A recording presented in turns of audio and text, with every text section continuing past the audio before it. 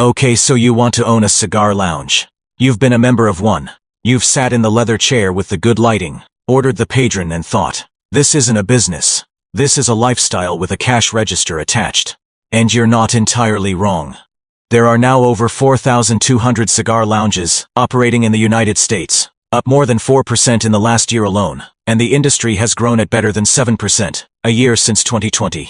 Combined, they pull in over $2 billion a year from roughly 12 million adult cigar smokers. That's a real growing market. There is just one problem. The lounge you're picturing, the one with the wraparound humidor and the regulars who tip well and never leave, isn't quite the lounge you're about to build. Because before a single cigar is sold, you're going to run into 3 walls most people never see coming, and all 3 of them are expensive. Let's talk about what it actually costs to open the doors. And more importantly, what's left after the walls, the state, and your own inventory get paid. Say you want to open a mid-sized cigar lounge in a decent part of town. Not a strip mall smoke shop, an actual lounge, leather seating, a proper humidor room, maybe a small bar in the corner. A modest build-out like that runs somewhere between $150,000 on the low end and $500,000 or more once you add a full bar, private rooms, and real furnishings. Some financial models for a full whiskey and cigar concept put the number even higher, north of $700,000 once you count build-out, opening inventory, and 6 months of operating runway. That's before you've sold a single stick. And here's the part that catches people off guard. The single biggest line item most first-time owners underestimate isn't the furniture, and it isn't the cigars. It's the air. A cigar lounge is legally a room full of smoke, and every city, county, and state has an opinion about that. You need a commercial-grade ventilation and air filtration system engineered specifically for tobacco smoke. Not a retrofitted HVAC unit. Budgets for that system alone routinely run $25,000 to $150,000, depending on square footage and local code, and it's not a suggestion. Fail the inspection and you don't open. Miss the smoke clearance rate your jurisdiction requires and you don't open. Some cities have banned indoor smoking lounges entirely, unless you're grandfathered in under an old exemption, which means the zoning map, not your business plan, decides whether your dream location is even legal. So before you've poured a single pour, you may have already spent 5 to 6 figures, just proving to a building inspector that your smoke won't leave the room. Let's say you clear that hurdle. The humidor's built, the chairs are in, the ventilation passed inspection. Now you need inventory, and this is where a lot of new owners make their first real mistake. They underbuy, thinking they'll restock as they go. Industry veterans will tell you the opposite lesson, usually the hard way. One lounge owner recalled starting with roughly $80,000 opening cigar inventory over a decade ago, and having to expand it almost immediately, because it simply wasn't enough to keep serious smokers coming back. A shallow humidor reads as a shallow business, to the exact customer you're trying to keep. So realistically, budget $50,000 to $100,000, just to stock a humidor that doesn't feel empty by month 3. Now the lounge is open. Members are walking in, cigars are moving. Here's what happens to that revenue, and this is the part that breaks the wealth fantasy people walk in with. Cigar retail margins are thin. Premium, hand-rolled cigars are expensive to buy wholesale, and the markup a lounge can charge without pushing customers toward online retailers is limited, typically landing somewhere in the 30 to 40% gross margin range once you account for import costs. And that's assuming you can even get the cigars you want, which brings us to the part of this industry almost nobody outside it understands. Here's the part that breaks people's brains. When you sit in a lounge and pick a Cohiba, a Partagas, a Macondo, a Cazo, or a punch off the shelf, you're not buying from some small batch artisan operation in a jungle somewhere. You're buying from General Cigar Company, based in Richmond, Virginia, which is wholly owned by a Danish conglomerate called Scandinavian Tobacco Group. STG holds somewhere north of 30% of the entire U.S. premium cigar market by itself, and its brand portfolio spans more than 200 tobacco labels worldwide. Last year alone, General Cigar launched 124 new cigar variants, and those new releases delivered a full 1/7 of the company's net sales, all by itself. Its closest rival isn't some other boutique operation either. It's Imperial Brands, the British tobacco giant, which owns Altadis USA and with it the U.S. trademark rights to Monte Cristo, Romeo y Julieta, Upman, and Trinidad.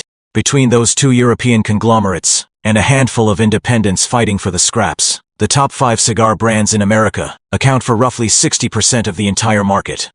2 out of every 3 premium cigars sold on Earth are sold in the United States, and a disproportionate share of them are made by companies headquartered in Copenhagen and London, wearing Cuban-sounding names on the label. The lounge feels like the last independent, romantic corner of American retail. It mostly isn't. It's the retail front for 2 European tobacco conglomerates, who've simply gotten very, very good at making that feel untrue.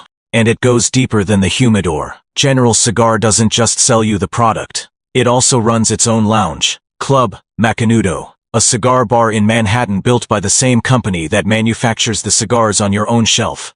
So even the concept of the independent cigar lounge has a version owned outright by the manufacturer, a company that doesn't need your markup at all because it made its money the moment the cigar left the factory. Now here's what that means for the lounge you're trying to build.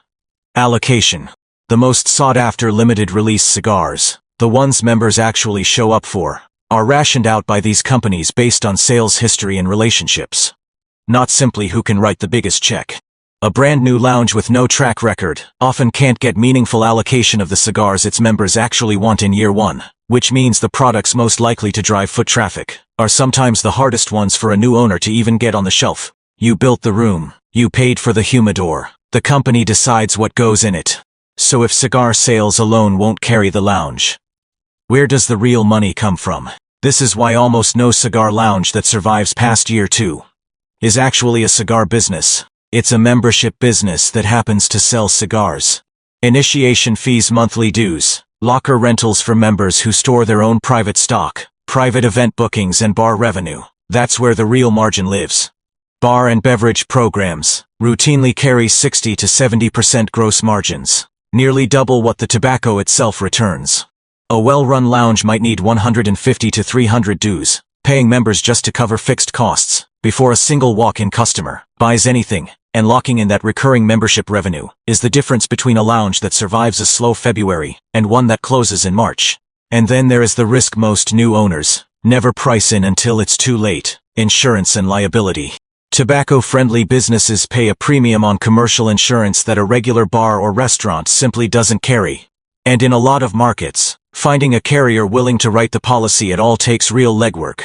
Add liquor liability if you're serving alcohol. Add the fire risk of an open flame product in an enclosed space, and your monthly overhead is carrying costs a coffee shop owner never has to think about. Meet Mike.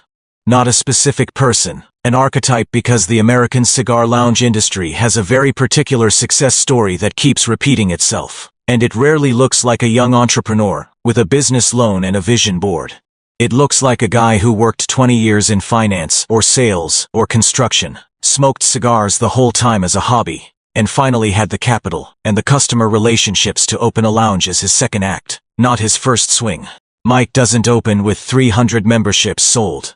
He opens with maybe 40, mostly friends and old coworkers, and he tends the bar himself most nights for the first year, because payroll is the one cost he can actually control. He doesn't chase allocation battles with the big brands in year 1. He builds a reputation with what he can get, and lets the manufacturers come to him once the lounge is clearly not going anywhere. He treats membership dues as the business and cigar sales as the hook that gets people in the door. By year 3, Mike isn't rich. He's got a lounge with 220 members, a fully rented locker wall, a bar program quietly out-earning the entire cigar case, and a life that looks a lot better than his old commute. That's the actual outcome that repeats across this industry. Not a chain, not an empire. One well-run room that finally turns a real profit in year 3, run by someone who wasn't in a hurry. Stack it all up.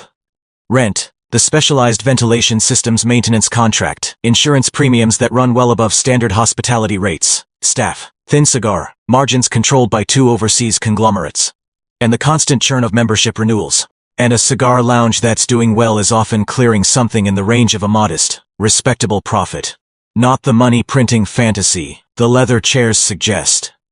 Payback periods on a 6-figure build-out routinely stretch 3 to 5 years. Even when the lounge is full most nights, longer if opening gets delayed by permitting, because every month the doors stay closed is a month of rent and payroll, burning against zero revenue. Meanwhile, the U.S. luxury cigar market itself, the actual tobacco, was worth roughly 3 billion inches 2024, and is projected to double to $6 billion by 2035, growing at better than 6.5% a year. The market is getting bigger. It just isn't your lounge that captures most of that growth. It's the two companies that own the brands on your humidor shelf. So let's close the loop. You invest, say $400,000 into a mid-sized lounge, with a proper humidor and a small bar. Your build-out alone eats a third of that before inventory and opening costs. Cigar margins land in the 30 to 40% range. Thin enough that they alone won't carry the rent. And the inventory that would actually drive foot traffic is allocated by two European conglomerates, who don't know you exist yet. The real cash flow comes from membership dues, locker rentals, private events, and a bar program running nearly double the margin of the tobacco you built the whole concept around. Ventilation, insurance, and licensing aren't one-time costs. They're recurring line items that never go away and never get cheaper. And the lounge with the leather chairs and the good lighting isn't really selling cigars. It's selling a room, a membership, and a reason for someone to sit down for 2 hours, instead of one, while the companies that actually make the cigars, headquartered thousands of miles away, collect their margin the moment the box leaves the factory, whether your lounge has a good quarter or not. And that, it turns out, is worth a great deal more than the tobacco on the shelf.